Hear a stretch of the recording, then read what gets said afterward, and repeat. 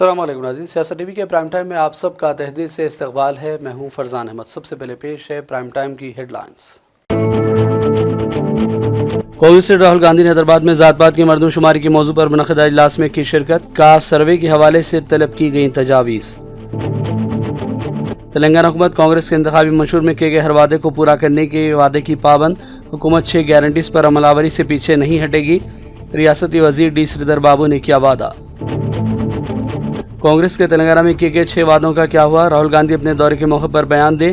मरकजी वजीर जी किशन रेड्डी की तेलंगाना हुकूमत पर शदीद तनकीद। कहा, रेवंत रेड्डी हुकूमत ने अपनी तरजीहात बदल दी। उत्तर प्रदेश के दीनी मदारिस में ज़ेर तालीम तलबा को बड़ी राहत। सुप्रीम कोर्ट ने इलाहाबाद हाई कोर्ट के फैसले को कलअदम करार दे दिया। बीजेपी सिर्फ कांग्रेस के वादों की कर रही है नकल। झूठे वादे करते हुए इख्तियार में आना चाहती है। अवाम धोखा न खाएं। कांग्रेस सदर मल्लिकार्जुन खड़गे का झारखंड में अवाम से खिताब। गाजा में जारी कत्लेआम को रोकने और इसराइली कब्जे के खात्मे के लिए हर तजवीज़ का करेंगे खैर मकदम। हमास के लीडर उसामा हमदान की बेरूत में प्रेस कॉन्फ्रेंस। और अमेरिका में सदारती इलेक्शन के लिए वोटिंग। ट्रंप और कमला हैरिस के दरमियान कांटे का मुकाबला। हेडलाइंस आपने देखी और पेश है खबरों की तफसीलात। शुरुआत करेंगे बड़ी खबरों से। कांग्रेस से राहुल गांधी ने आज पार्टी के तेलंगाना यूनिट की जानिब से जात पात की मरदमशुमारी के हवाले से एक इजलास में शिरकत की। इजलास सियासती हुकूमत की जानिब से शुरू किए जाने वाले जात पात के सर्वे के हवाले से मुनक़िद हुआ। तेलंगाना कांग्रेस कमेटी के मुताबिक राहुल गांधी ने बोयनपल्ली के गांधी आइडियोलॉजी सेंटर पहुँच कर जात पात की मरदमशुमारी पर रियासती सतह की मुशावरत में हिस्सा लिया। महेश कुमार गौड़ के मुताबिक रियासती यूनिट जात पात के सर्वे पर स्टेक होल्डर से तजावीज़ तलब करने के लिए इस मीटिंग का एहतमाम किया गया। तेलंगाना हुकूमत ने गुज़िश्ता साल असम्बली इलेक्शन से पहले राहुल गांधी के वादे के मुताबिक जामे समाजी, तालीमी, माशी, रोज़गार, सियासी और जात पात का सर्वे कराने की कोशिशें शुरू की थी। राहुल गांधी की आमद से कबल बेगमपेट एयरपोर्ट और दीगर इलाकों में राहुल के इस्तकबाल में बड़े बड़े पोस्टर्स और बैनर्स भी आवेज़ां किए गए। Discrimination in India. Let us simply measure it and tell everybody in this country the extent of this discrimination. That's all. ఈ కుల వ్యవస్థ ఉందని, ఈ కుల వివక్ష ఉందని భారతదేశంలో ముందు మనం ఒప్పుకొని ఆ తర్వాత పూర్తిగా ఏ ఎక్స్టెంట్ ఉంది, ఏ విధంగా ముందుకు పోదామని చెప్పి మనం నిర్ణయాలు తీసుకుందాం. And the moment I say this, the people in the BJP, the leaders of the BJP, the Prime Minister suddenly start to say that I am dividing the country. నేను ఇది మాట్లాడగానే బీజేపీ నాయకులు, ప్రధానమంత్రి కూడా నేను దేశాన్ని విభజించే ప్రయత్నం చేస్తున్నానని నా మీద ఆరోపణలు చేస్తున్నారు. Since when has revealing the truth of this country divided this country? దేశం గురించి నిజం చెప్తే అది దేశాన్ని విభజించడమా అని చెప్పి అడుగుతున్నాను. All we are saying is let us explore the truth. నేను అంటున్న ఒకటే, మనం నిజం పరిశీలించాలి, నిజం తెలుసుకోవాలని చెప్పి నేను మనం చేస్తున్నాను. Foundation of all our religions is truth. Foundation of all our religions is ahimsa. All we are saying is let us explore the truth of discrimination. అన్ని మతాల్లో ఉన్న విషయం మనం నిజంతో పోవాలని, మనం ఈ విషయంలో కుల విషయంలో కూడా నిజం తెలుసుకొని ముందుకు పోవాలని చెప్పి నేను మనం చేస్తున్నాను. First of all, let us find out how many Dalits, how many OBCs, how many Adivasis, how many minorities, how many general caste, how many women there are in this country. మనము ఈ census ద్వారా ఎంతమంది దళితులు ఉన్నారు, ఎంతమంది ఆదివాసులు ఉన్నారు, ఎంతమంది ఓబీసీలు ఉన్నారు, ఎంతమంది మహిళలు, ఈ వివరాలన్నీ కనుక్కునే అవకాశం ఉంటుంది. After that, let us find out how is wealth distributed in this country. అది చేసిన తర్వాత దేశం యొక్క ధనం ఏ విధంగా ఈ సామాజిక వర్గాల్లో మరి విభజించబడదో అది కూడా కనుక్కుందాం. What share of wealth do Dalits have? What share of wealth do OBCs have? What share of wealth do women have? Let us find this out. దేశం యొక్క ధనం దళితుల దగ్గర ఎంత ఉంది, ఆదివాసుల దగ్గర ఉంది, ఓబీసీల దగ్గర ఎంత ఉంది, అది మనం కనుక్కోవాలి. Let us find out how many poor general caste people there are. ఎంతమంది నిరుపేదలు ఉన్నారో మరి తెలుసుకోవాలి మనం. Let us ask ourselves the question, how many Dalits are there in corporate India? How many OBCs are sitting in the top 500 companies of this country? How many OBCs, Dalits, Adivasis are there in the judicial system? How many Dalits, OBCs, Adivasis are there in our forces? Let us ask these questions. Why are we scared of asking? और आपको ये भी बताते चले कि राहुल गांधी की आमद से पहले रियासती वजीर पूनम प्रभाकर ने मीडिया से बातचीत की थी। उन्होंने दावा किया कि कांग्रेस का एक अहम वादा पूरा हो रहा है और 6 नवंबर से कास्ट सर्वे शुरू करवाते हुए सही सूरत हाल जानने की हम कोशिश करेंगे ताकि हकीकी कैफियत मालूम हो सके और समाज के तमाम तबकात तक इंसाफ पहुँच सके। 6 तारीख से शुरू होने वाला कैस्ट सर्वे के लिए इंटेलेक्चुअल और social civil societies and stakeholders के साथ मीटिंग करने के लिए राहुल जी हैदराबाद आ रहे। हम बहुत खुशी की बात है। इस देश की दिशा दशा दिखाने के लिए राहुल जी का बात अमल होने वाला तेलंगाना प्रदेश से पहली बार एक कैस्ट सर्वे हो रहा है। इसका मतलब जितने आबादी उतना हिस्सेदारी राहुल जी का बात अमल होने वाला है। पूरे तैयारी हो गए। कम से कम 90,000 एम्यूनरेटर्स को हर एक एम्यूनरेटर को 150 घर देके उनका जानकारी लेने के लिए पूरा क्वेश्चनर तैयार हुआ और जाके सब जानकारी लेने के बाद वो पूरा कंपेल होगा। उसके बाद उनके कितना हिस्सेदारी कितने जरा उसका जवाब ही है कांग्रेस पार्टी तय करेंगे। उसके ऊपर रिव्यू करेंगे और उनका बेनिफिट में फैसला लेंगे आएंगे। ये राहुल गांधी ने बहुत बार बोला है।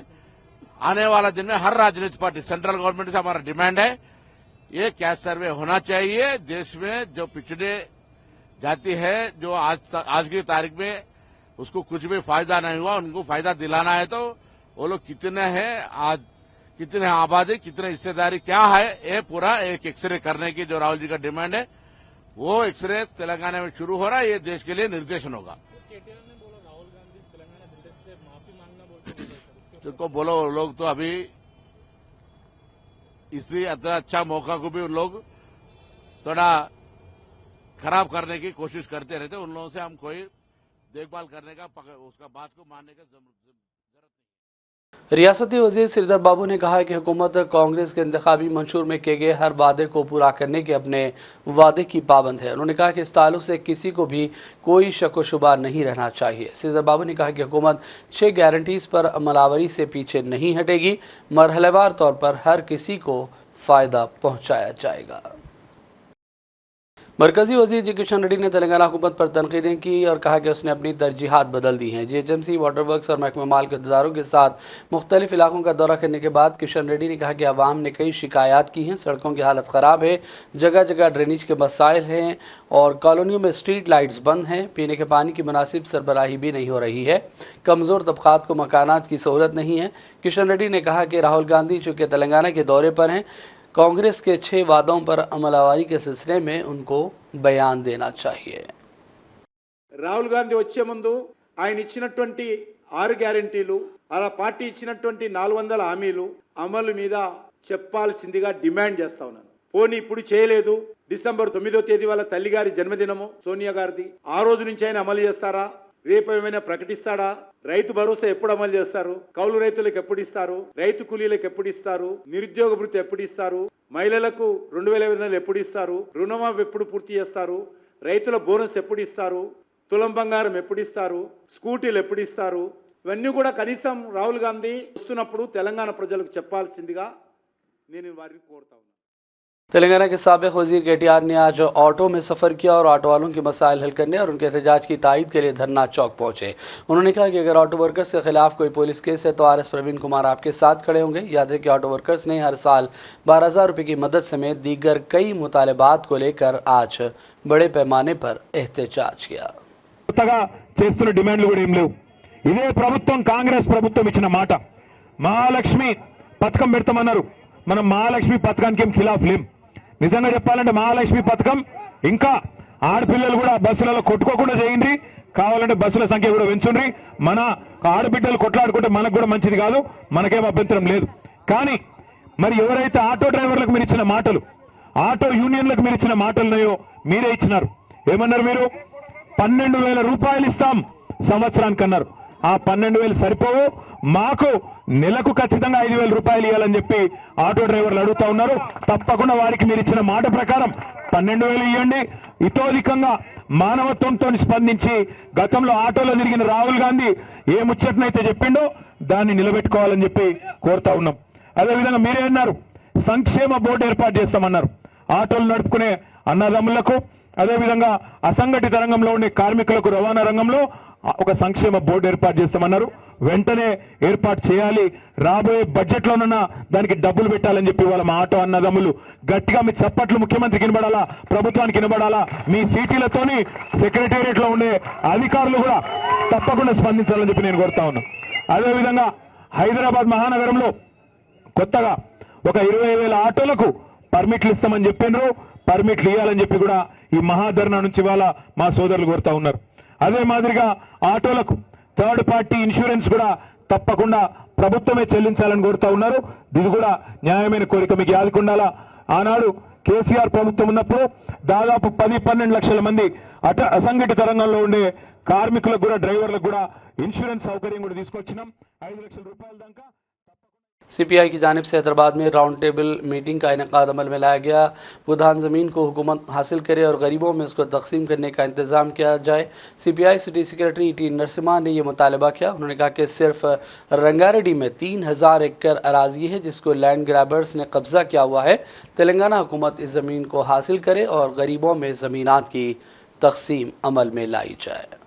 जो तेलंगाना में 1 साल कांग्रेस पार्टी हुकूमत को आने वाले कुछ चांसेस है, मगर भूदान की जो ज़मीन है अभी तक भी ना भूदान बोर्ड ना कायम नहीं करे, ना भूदान की ज़मीन ना गरीब लोगों को नहीं बांटे। हम वो जानिब से आज राउंड टेबल मीटिंग रखा है CPI हैदराबाद काउंसिल के जानिब से।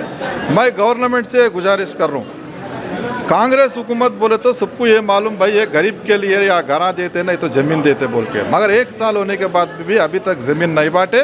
इसीलिए हम गुजारिश करने के लिए आज राउंड टेबल मीटिंग रखा है। रेवंत रेड्डी साहब ये सोचना चाहिए, ग्रेटर हैदराबाद की ज़मीन 1 लाख के ऊपर, 1 गज के ऊपर है। इसीलिए हम ये डिमांड करना चाह रहे, कोई गरीब आदमी ज़मीन नहीं खरीद सकता। भूदान के ज़मीन जितने भी लैंड ग्रैबर के हाथ में गए 10 साल BRS के गवर्नमेंट में, वो ज़मीन को गवर्नमेंट ले लेना, उसके ऊपर क्रिमिनल केस रखना। जो ज़मीन है वो भूदान की ज़मीन हो गवर्नमेंट को बांटना बोल के वो डिमांड से आज राउंड टेबल मीटिंग रखे। ये भूदान ज़मीन का जो आइडेंटिफिकेशन है आपके पास? हमारे पास खाली रंगारेड्डी में ही अभी तक 3,000 एकड़ से ज़्यादा भूदान ज़मीन है। उसमें कम से कम 1,000 एकड़ से ज़्यादा जो भूदान TRS के हुकूमत के पीरियड में लैंड ग्रैबर है वो कब्जा करे। इसीलिए तो आज कलेक्टर साहब को भी ED इंक्वायरी कर रहे रंगारेड्डी का, थोड़े लोगों को क्रिमिनल केसेस बुक करने का कोशिश कर रहे, वो कंटिन्यू करना चाहिए। ये 10 साल में TRS के हुकूमत में ये काम हुआ। उन्होंने भूदान बोर्ड को रद्द करके गवर्नमेंट को हैंड ओवर करने के बाद उधर की कलेक्टर रेवेन्यू डिपार्टमेंट मिसयूज़ करके लैंड ग्रैबरों को दिए, थोड़े उससे चले गया। अगर भूदान की ज़मीन अगर हैदराबाद में बांटना स्टार्ट करे, जो जितने भी गरीब है लैंडलेस वाला है सब पूरों को ज़मीन बस होता। इसीलिए हम रिक्वेस्ट कर रहे हैं इमीडिएटली अब तो भी ये काम करना चाहिए। कहीं को तो कोई गरीब नहीं ज़मीन नहीं खरीद सकता। अगर आने वाले दिनों में अगर गवर्नमेंट नहीं बांटे तो हम कमिटी कायम करके जो कोर्ट के थ्रू या पब्लिक मूवमेंट करके ज़मीन गरीब लोगों को भूदान ज़मीन आए तक हम लड़ेंगे बोल के ये गवर्नमेंट को। शमशाबाद एयरपोर्ट कॉलोनी में मंदिर में मूर्तियों को नुकसान पहुंचाए जाने की इत्तला है। वाक़या मंगल की सुबह उस वक्त पेश आए जब पुजारी मंदिर में रोज़ाना की रसूमात अदा करने पहुंचे थे और देखा कि कई मूर्तियों को नुकसान पहुंचा है। इस वाक़े की इत्तला मिलते ही पुलिस भी पहुंच गई और तफसीली जायज़ा लिया गया। मुकामी लोगों ने इस मामले को लेकर एहतजाज किया और खातून की गिरफ्तारी का मुतालबा किया। इस दौरान एक 56 साल शख्स गुरपाल की गिरफ्तारी की इत्तला है। इसका ताल्लुक सिरपुर ज़िला उत्तर प्रदेश से बताया गया। पुलिस ने इस सिलसिले में मीडिया से बातचीत की। ఈరోజు మంగళవారం శంషాబాద్ ఎయిర్పోర్ట్ కాలనీ హనుమాన్ టెంపుల్లో పొద్దున్న 6 గంటలకు ఒక ఇన్సిడెంట్ రిపోర్ట్ అయింది. మాకు నవగ్రహాలని డ్యామేజ్ చేశారని మనకి ఇన్సిడెంట్ రిపోర్ట్ అయితే ఇమీడియట్ గా రెస్పాండ్ చేయడం జరిగింది. ఇమీడియట్ గా మా క్లూస్ టీమ్, మా క్రైమ్ టీము, మా CCTV టీము అందరూ ఆల్ టైప్ ఆఫ్ టీమ్స్ కూడా డిప్లాయ్ చేస్తాం జరిగింది. లోకల్ పాపులేషన్ అందరిని కూడా ఎంక్వైరీ చేస్తాం జరిగింది. దాంతో ఒక వ్యక్తిని సస్పెక్ట్ గా అందరు కూడా వ్యక్తం చేశారు. అతన్ని కూడా కస్టడీలోకి తీసుకున్నాము, ఎంక్వైరీ చేస్తున్నాము. దీని మీద తగిన సెక్షన్లు పెట్టి విచారణ ఎఫ్ఐఆర్ కూడా చేస్తాం జరిగింది. లోకల్ టెంపుల్ కమిటీ కూడా కోఆపరేట్ చేస్తాం జరుగుతుంది. వాళ్ళు కూడా ఇప్పుడు దాన్ని ఎట్లా మళ్ళీ ప్రతిష్ఠించాలనే దానిపైన డిస్కషన్ చేస్తాం జరుగుతుంది. ప్రస్తుతానికి అయితే సిచ్యువేషన్ అంతా పీస్ఫుల్ గానే ఉంది. I thank all the local population, all police, local police అందరూ కూడా సిచ్యువేషన్ అంతా కూడా లోకలైజ్ చేసినందుకు కూడా అందరికి ధన్యవాదాలు తెలియజేస్తున్నాం. సార్, ఇప్పుడు ఈ ఎవరు చేసిన గుర్తించారా మీరు? ఇదంతా కూడా లోకల్ పాపులేషన్ సస్పెక్ట్ వ్యక్తం చేసిన అతన్నే మనం కస్టడీలో తీసుకోవడం జరుగుతుంది. విచారణ జరుగుతుంది. ఇంకా 100% మనకి ఇంకా ఆల్ విధాలుగా ఎన్ని ఉన్నా కూడా దగ్గరలో ఉన్న సీసీటీవీ కెమెరాస్ కూడా వెరిఫికేషన్ నడుస్తుంది. ప్యారలల్ గా within no time Telangana state RTC ने इन इत्तलात की तरदीद की है कि बस किराए में कोई इजाफा किया गया है। आरटीसी ने कहा कि सिर्फ दीपावली के मौके पर हुकूमत के कवायद के तहत खुसूसी बस सर्विस के लिए किराए में इजाफा किया गया था। खुसूसी बसों में वापसी के दौरान मुसाफिरीन की तादाद कम रही, कम से कम डीजल के अखराजात अदा हो सकें, इसी के पेश नज़र इजाफा किया गया। लेकिन आम दिनों में बसों के किराए में कोई इजाफा नहीं किया गया है।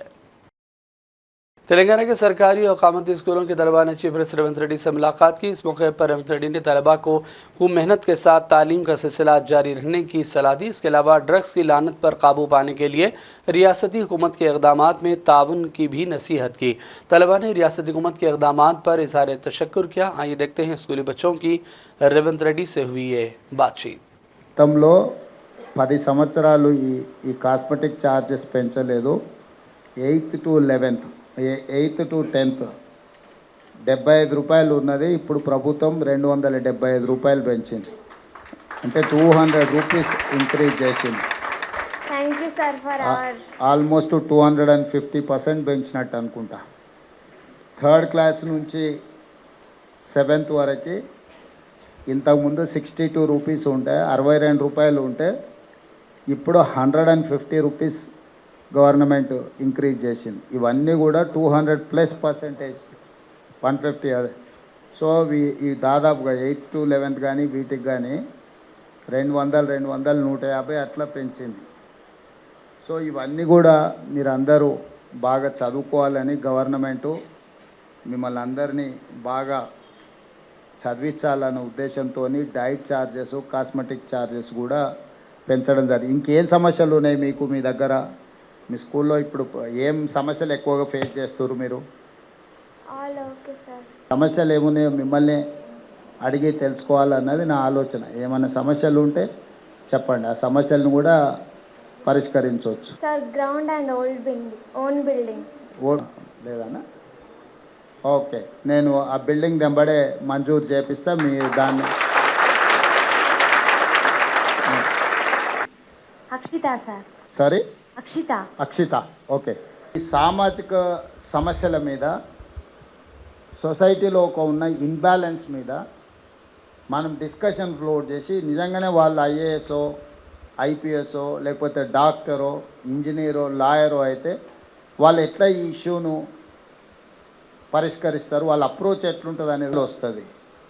సో మీరు స్కూల్లో అప్పుడప్పుడు ఇట్లాంటి గ్రూప్ డిస్కషన్స్ లేకపోతే సొసైటీలో జరుగుతున్న బిగ్గెస్ట్ ఇష్యూస్ మీద మీరు కూడా బ్రీఫ్ నోట్ తయారు చేసుకొని బ్రీఫ్ చేయాలి వాళ్ళకి. ఇప్పుడు ప్రభుత్వం ఆలోచన చేసి అన్ని స్కూళ్ళకు ఫ్రీ పవర్, ఉచితంగా విద్యుత్ ఇవ్వాలని ఇప్పుడు ప్రభుత్వం నిర్ణయం తీసుకున్నది. రీసెంట్గా మనం 11,000 మంది డిఎస్సి నోటిఫికేషన్ ఇచ్చి 55 డేస్లోనే రిజల్ట్ ఇచ్చి రిక్రూట్మెంట్ చేసి అన్ని దగ్గరలో, పర్టికులర్గా మీ ఆదిలాబాద్ ఐటీడీఏ ప్రాంతంలో చాలా ప్రాంతాలలో టీచర్లు లేక సింగిల్ టీచర్ స్కూల్స్ ఇవన్నీ మూతపడుతున్నాయి. ఇప్పుడు మనం 11,000 మంది టీచర్లను 11,062 మంది టీచర్లకు నోటిఫికేషన్ ఇచ్చి రికార్డ్ టైంలో 55 రోజుల్లోనే రిజల్ట్ ఇచ్చి మనం వాళ్ళందరినీ కూడా అపాయింట్మెంట్స్ ఇచ్చేసినాం. प्रोफेसर जयशंकर तेलंगाना ज़रई यूनिवर्सिटी के vice chancellor professor A Janaiah ने कहा कि यूनिवर्सिटी ने बाज़ कांगीदारों के साथ अपने तमाम मुआहदों को मनसूख कर दिया। ये इक़दाम यूनिवर्सिटी के वसी मफाद में हुआ है। वाइस चांसलर ने कहा कि बाज़ इदारे सोशल मीडिया प्लेटफॉर्म पर एग्रीकल्चर यूनिवर्सिटी के नाम का बेजा इस्तेमाल कर रहे हैं और यूनिवर्सिटी से इल्हाक़ या शराकत के झूठे दावे भी किए जा रहे हैं और मुल्लिका कॉलेजों में दाखिले दिलाने का झांसा दिलाया जा रहा है। इन गुमराह कुन बातों में कोई ना आए। मोहम्मद अब्दुल अजीज रियासती सदर movement for piece and justice ने ग्रेजुएट एमएलसी इलेक्शन के लिए इलेक्शन कमीशन की जानिब से फहरिस्त राय दहिंदगान में नामों के इंदराज के हवाले से बयान दिया। उन्होंने इलेक्शन कमिश्नर तेलंगाना सुदर्शन रेड्डी से अपील की कि ग्रेजुएट हल्के के इलेक्शन से कबल नामों के इंदराज की तारीख में तोसी की जाए ताकि निज़ामाबाद, आदिलाबाद, करीमनगर और मेदक अजला के ग्रेजुएट उम्मीदवारों को नामों को दर्ज कराने का मौका हासिल हो सके। मोहम्मद अब्दुल अजीज ने इन 4 अजला के ग्रेजुएट से ख्वाहिश की कि ज़्यादा से ज़्यादा अपने नामों को दर्ज करवा लें। एक अहम मौजू पर आपसे अपील है, वो अपील ये है कि जमहूरियत के अंदर इंतखाबात बहुत ज़्यादा अहमियत रखते हैं और हर बाशऊर तबके को इस इंतखाबात में बढ़ चढ़ कर हिस्सा लेना चाहिए। अभी हालिया ग्रेजुएट्स ज़ुमरे के लिए इंतखाबात के सिलसिले में इनरोलमेंट का अमल जारी है और जिसकी आखिरी तारीख़ 6 नवंबर 2024 है। मैं आप तमाम से और ख़ास तौर पर ख़वातीन से इस बात का ख्वाहिशमंद हूँ कि ज़्यादा से ज़्यादा जो ग्रेजुएट्स हैं जो 2021 के अंदर जिन्होंने इसकी तकमील की है वो अपने नाम इंदराज कराएं और उसके लिए जो तरीक़ा हो सकता है कि आपके पासपोर्ट साइज़ फ़ोटोज़ और इस तरह ऑनलाइन भी उसको दर्ज किया जा सकता है। तो गोया कि एक बड़ी तादाद इंतखाबात के लिए अहल करार पाएगी, वरना होगा ये कि देखते देखते वक्त निकल जाएगा और फिर हम बाद में कफ़े अफसोस मलते रहेंगे कि हमने इंतखाबात के अंदर हिस्सा नहीं लिया। तो गोया इन इंतखाबात के सिलसिले में हम इस बात के आरज़ूमंद हैं कि तमाम मर्द व ख़वातीन ज़्यादा से ज़्यादा इनरोल करें। साथ ही साथ इस मौके का फ़ायदा उठाते हुए मैं जो बात कहना चाहता हूँ कि 6 नवंबर बहुत करीब आ लगा है, चंद घंटे बाकी हैं। हम चीफ़ इलेक्टोरल ऑफिसर तेलंगाना से ख्वाहिश करते हैं कि वो जो है इन तवारीख़ में इजाफ़ा करे, इसलिए कि अगर जब तक एक्सटेंशन नहीं किया जाएगा तो कम से कम हमारे आदाद व शुमार के एतबार से 50,000 से ज़ायद ग्रेजुएट्स ऐसे हैं जिन्होंने अभी तक इनरोलमेंट में अपना नाम दर्ज नहीं कराया। इतनी बड़ी तादाद अगर राय देने से महरूम हो जाएगी तो ये जमहूरियत का एक अजीम नुकसान होगा, अजीम खसारा होगा। हम यहाँ के chief electoral officer C Sudarshan Reddy साहब IAS से इस बात के आरज़ूमंद है कि वो Maheshwari complex flat owners society Masab Tank Hyderabad के रिहायशियों और ज़िम्मेदारान ने आज एक प्रेस कॉन्फ्रेंस का एहतमाम किया और पीने के साफ़ पानी की सप्लाई के हवाले से वाटर बोर्ड हुकाम से नुमाइंदगी और दीगर तमाम मसाइल को लेकर मीडिया को तफसीलात से आगाह किया गया। मुश्किल हो रहा कि आने जाने में लेडीज़ को भी तकलीफ हो रहा, वो चाय पीने वाले हर एक आदमी आके कॉम्प्लेक्स के सामने ठहरता है। अब इधर से गर्ल्स जाना, लेडीज़ जाना बोले तो बहुत तकलीफ हो रहा हम लोगों को, और इसके बारे में गवर्नमेंट को हम लोग कितने भी रिप्रेजेंटेशन दिए उसका कोई मतलब ही नहीं रह गया, कोई काम भी नहीं बन रहा। इस वजह से हम आप लोगों को अप्रोच कर रहे हैं मीडिया को कि इसको हाईलाइट करके आप ये देखिए कि जस्ट इसका कुछ सोल्यूशन निकले एज पर द लॉ। मैं एडवोकेट हूँ, इसका एक सोल्यूशन है, रिट पिटिशन फाइल करना है, लेकिन वो ये फाइनल डिसीजन में वो करेंगे अगर ये पूरा नहीं हुआ तो। हेलमेट के बगैर गाड़ियां चलाने और रॉन्ग साइड ड्राइविंग के खिलाफ ट्रैफिक पुलिस हैदराबाद में खुसूसी मुहिम चला रही है। अवाम को खबरदार किया गया है कि वो एहतियात करें और तमाम तर हिफाजती इक़दाम को यकीनी बनाएं। हमारे नुमाइंदे शेख निज़ामुद्दीन लेख ने ट्रैफिक पुलिस एहलकारों से भी बातचीत की। इस मौके पर ट्रैफिक पुलिस एहलकारों ने कहा कि कम उम्र बच्चों को गाड़ियाँ हरगिज़ न दी जाएँ। आज टुडे हमारे कुछ स्पेशल ड्राइव विदाउट हेलमेट बोल के है। आज विदाउट हेलमेट बोले तो बहुत इम्पॉर्टेंट है। आज सब लोग टू व्हीलर को हेलमेट रहने तो एक बार एक्सीडेंट हुआ बोले तो हेड इंजरी हो जाता। हेड इंजरी हो गया तो ऑलरेडी कंपलसरी डाइड होता। कंपलसरी हम अब तक देखा ये हेलमेट रहने वाले को, बहुत जने हेलमेट डालने वाले को एक्सीडेंट हुआ तो कभी भी हेड इंजरी नहीं होता, और हेलमेट नहीं रहे तो 100% एक्सीडेंट हुआ तो फर्स्ट इंजरी होता, हेड इंजरी होता। तो ऑलरेडी राइडर को कंपलसरी हेलमेट रहना, पीछे वाले की भी हेलमेट रहना तो सेव रहता। सब गाड़ी भी हल्लू 40 से कम चलाना। ये हैदराबाद है, ये हैदराबाद में बहुत गाड़ी 1 लाख गाड़ी का चलती रहता, बस 40 का स्पीड नहीं जाना और हल्लू जाना और स्पीड डेंजरस ड्राइविंग नहीं चलाना और सेफ्टी घर में कर चले जाना। नहीं रहा तो बहुत डेली देखते रहता और एक्सीडेंट होते रहते। आपने चंदनगुट्टा ट्रैफिक एरिया लिमिट्स में डेली वो अनुराग और DRDO पास भी रायसा नेगलेज में एक्सीडेंट होते रहते। ये हेलमेट होने वाले को एक्सीडेंट ज़्यादा नहीं होता, हेलमेट नहीं वाले को हेड इंजरी होता, बहुत प्रॉब्लम होता, मुश्किल होता, और लास्ट में भी डाइड हो रहा। फिर मैं क्या बोल रहा बोले तो ये टू व्हीलर मोस्ट इम्पॉर्टेंट क्या बोलते माइनर बच्चे को नहीं देना।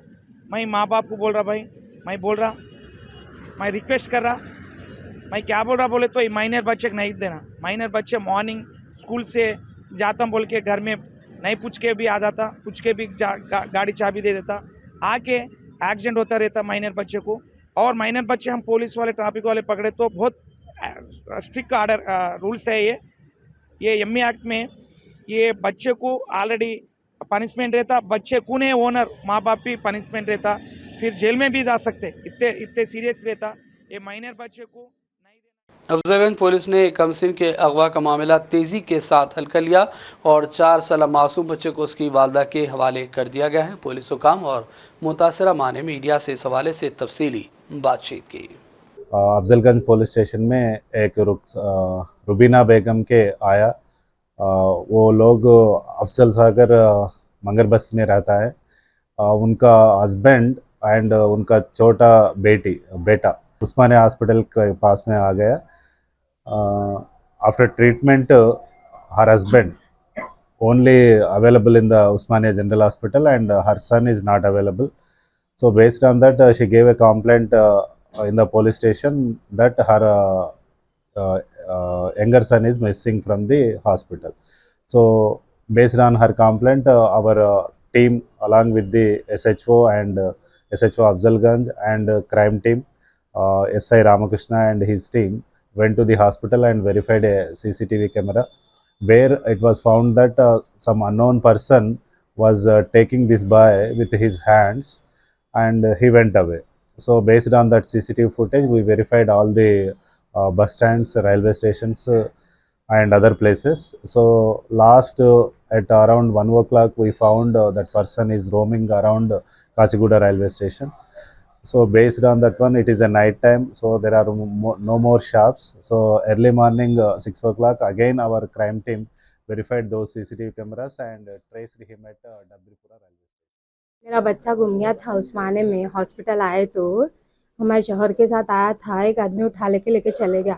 मेरे को बोले यहाँ जाके कंप्लेंट करो PS में, बोले तो मैं आ गई। यहाँ पे आके कंप्लेंट करते पूरे सारा जितने भी है ना, उन्होंने असद सर को भी मालूम था, ये पूरे जितने भी सारा है ना पूरे जना मेरी बहुत मदद करे, पूरी रात मदद करे। उनकी छुट्टियाँ थे, छुट्टियाँ भी नहीं लिए लोग, बच्चे के खातिर पूरी रात घूमे फिरे, कोई घर को नहीं गया बच्चे के लिए। सुबह लाके मेरे बच्चे को मेरे हाथ में रख दिए। मैं मल्लापल्ली पे रहती हूँ सर, ऐसा भी करके मेरे बच्चे को लाके दे दिया। ऐसे पुलिस वाले, ऐसे डिपार्टमेंट वाले रहना हमारे देश में अच्छा है सर। ये पुलिस वाले बहुत अच्छे हैं सर, ये लोग पूरे सैल्यूट करना है इन सबको। और बढ़ते हैं चंद अहम कौमी और आलमी खबरों की जानिब। सुप्रीम कोर्ट ने उत्तर प्रदेश मदरसा एजुकेशन बोर्ड एक्ट 2004 की आईनी जवाज़ को बरकरार रखा। यूपी के दारुल लखनऊ में ईदगाह के इमाम और ऑल इंडिया मुस्लिम मसला बोर्ड के रुकन मौलाना खालिद रशीद फरंगी ने सुप्रीम कोर्ट के इस फैसले पर रद्द-ए-अमल ज़ाहिर किया। उन्होंने कहा कि इस फैसले से मदरसे से वाबस्ता लोगों में खुशी की लहर है। यूपी मदरसा एक्ट का मसवदा खुद यूपी हुकूमत ने बनाया। हुकूमत की जानिब से किया गया एक्ट गैर आइनी कैसे हो सकता है? हम पहले भी कह चुके कि इस्लामी तालीम के अलावा हम मदारिस में जदीद तालीम यानी मॉडर्न एजुकेशन भी देते हैं। मदारिस के हवाले से सुप्रीम कोर्ट के फैसले पर एडवोकेट अनस तनवीर ने कहा कि सुप्रीम कोर्ट ने इलाहाबाद हाई कोर्ट के इस फैसले को मुस्तरद कर दिया, जिसमें कहा गया था कि मदरसा बोर्ड एक्ट आइन के तय करदा सेकुलरिज्म के उसूल के खिलाफ है। सुप्रीम कोर्ट ने कहा कि यह एक्ट आइनी है। जहां तक कामिल और फाजिल की डिग्रियों का ताल्लुक है, ये आला डिग्रियां हैं। सुप्रीम कोर्ट ने कहा कि बोर्ड ऐसा नहीं कर सकता, लेकिन 10वीं और 12वीं के मसावी दीगर डिग्रियाँ दुरुस्त होंगी। कामिल और फाजिल डिग्री का सवाल है, जो कि हायर डिग्री होती है ग्रेजुएशन लेवल की, उस पर उन्होंने कहा है कि ये मदरसा बोर्ड कन्फर्म नहीं कर पाएगा, लेकिन मुंशी, मौलवी और आलिम की डिग्री जो 10वीं 12वीं के बराबर होती है उसकी पूरी वैलिडिटी रहेगी। सर जो चल रहे हैं, पढ़ाते हैं और पढ़ते हैं, उन लोगों के लिए कितनी बड़ी राहत है? ये बहुत बड़ी राहत है, क्योंकि बहुत टीचर्स का, बहुत स्टूडेंट्स का भविष्य अधर में आ गया था। हाई कोर्ट ने यह भी ऑर्डर दिया था कि इनको स्कूलों में लेके जाइए, मदरसे के बजाय इनको सरकारी स्कूलों में वो कीजिए। यूपी में सरकारी स्कूलों के हालात हम सबको पता है, साथ ही साथ इतने सरकारी स्कूल भी नहीं हैं, और मदरसा अपने आप में, हम उर्दू से हट के अगर उसका ट्रांसलेशन देखें तो उसका मतलब ही स्कूल ही होता है।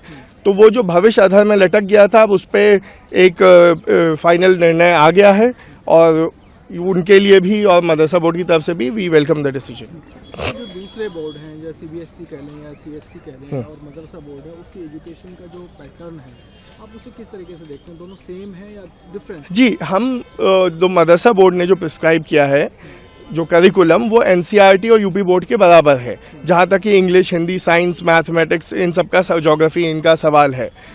बस एक अलग से इस्लामिक इंस्ट्रक्शन दिया जाता है जो कि एक संवैधानिक अधिकार है जनता का, जो मुस्लिम है खास करके उनका, कि वो उसकी एजुकेशन पाएँ, तो उसको मेंटेन किया हुआ है और उसमें कोई बदलाव नहीं है। तो जैसा कि आपने फैसला सुना तो सुप्रीम कोर्ट ने अपने फैसले में क्या खास बात कही, क्या आधार दिया, क्या उनका? देखिए, अभी डिटेल जजमेंट आएगा, अभी प्रोनाउंसमेंट ही हुआ है और प्रोनाउंसमेंट में उन्होंने सीधा पूरी तरह से उस जजमेंट को सेटिसाइड किया है, कहा है कि वो सेक्युलरिज्म के कॉन्सेप्ट के विपरीत नहीं है और हम इस फैसले का बहुत वेलकम करते हैं।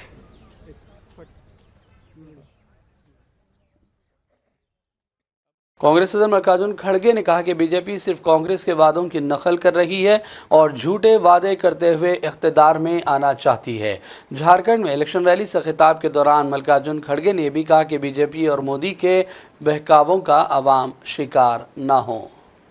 उनके पार्टी के इतिहास को देखिए, ये लोग झूठ बोल बोल कर हुकूमत में आते हैं और गरीबों को फंसाते हैं। तो इसलिए ऐसों से आप दूर रहना चाहिए और हमारी कॉपी करते हैं। उनके पास उनका कोई ओरिजिनल दिमाग नहीं है, कार्यक्रम नहीं है। कर्नाटक में हमने भाग्य लक्ष्मी योजना लाए, महिलाओं को 2000 रुपए देने का। इसकी नकल मोदी जी हर जगह कर रहे हैं। लाडो लक्ष्मी, लाडली बहना, गोगो दीदी, महतारी वंदन और लाड़की बहना नाम से कांग्रेस की नकल करने की योजना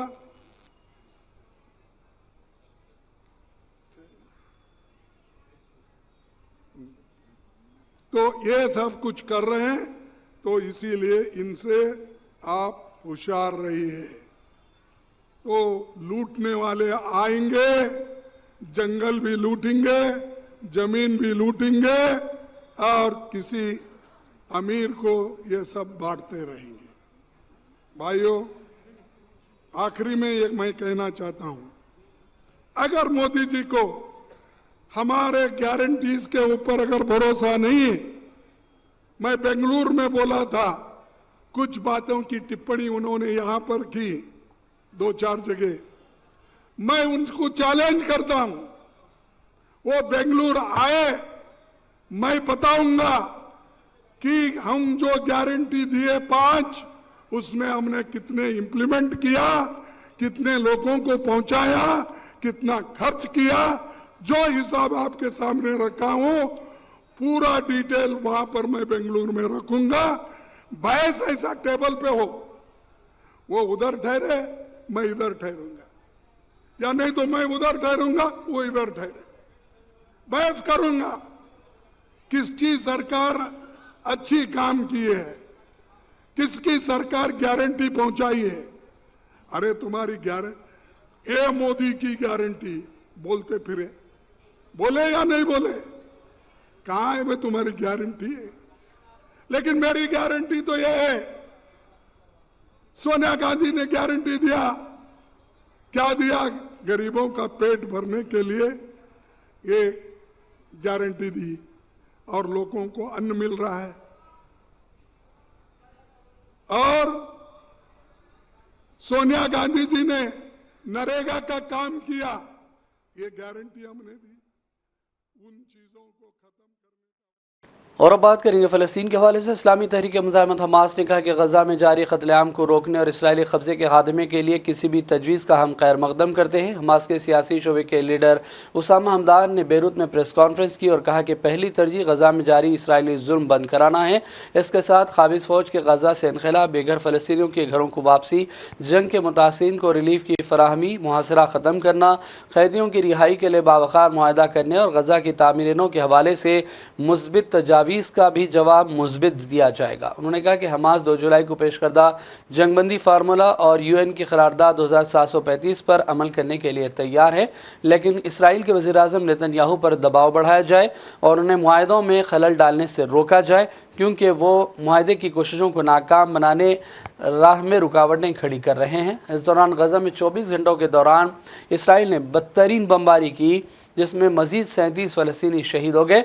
इसराइली फ़ौज ने कमाल अदवान हॉस्पिटल पर दोबारा हमला किया, जबकि शुमाली गज़ा में इसराइली फ़ौज ने मुहासरा किया। याद है कि इस एक साल बदतरीन जंग में अब तक 44,000 से ज़्यादा फ़लस्तीनी बाशिंदे शहीद हो चुके हैं। अमेरिका में सदारती इलेक्शन हो रहे हैं और इलेक्शन के दिन के वोटिंग का आगाज़ चंद घंटों में होगा, जबकि हर रियासत में वोटिंग के आगाज़ और अख्तिताम का वक्त अलग अलग है। इसके अलावा कबल अज़ वक्त वोटिंग के तहत होने वाली बैलेट और ईमेल वोटिंग के ज़रिए भी अब तक 7 करोड़ से ज़्यादा अमरीकी अपना वोट कास्ट कर चुके हैं। अमरीकी सदारती इलेक्शन में रिपब्लिकन उम्मीदवार डोनाल्ड ट्रंप और डेमोक्रेट उम्मीदवार कमला हैरिस में कांटे का मुकाबला मुतवक्को है और किसी भी उम्मीदवार को सदर मुंतखब होने के लिए 538 इलेक्टोरल वोट में से कम 270 वोट हासिल करना ज़रूरी है।